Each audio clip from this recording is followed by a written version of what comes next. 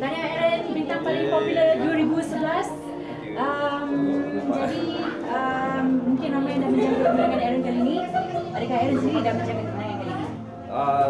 Saya actually tak expect apa-apa, tapi ramai orang dah cakap kan, mungkin belum masih kot. Dan especially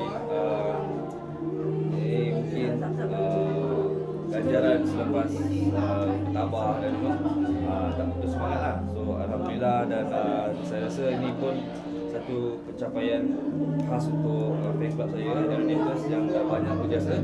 Thank you so much Aeronators, dan juga semua pihak yang bertanggungjawab kerana Aaron berada di mana Aaron ada sekarang ni.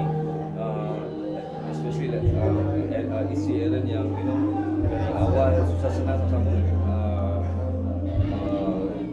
Kak Irma, Datuk Kishore yang telah memberi peluang, TV3, semua channel, TM, semua yang memberi exposure, orang-orang media, journalist and everybody. Couldn't I make it without them. Thank you so much. Okay, congrats.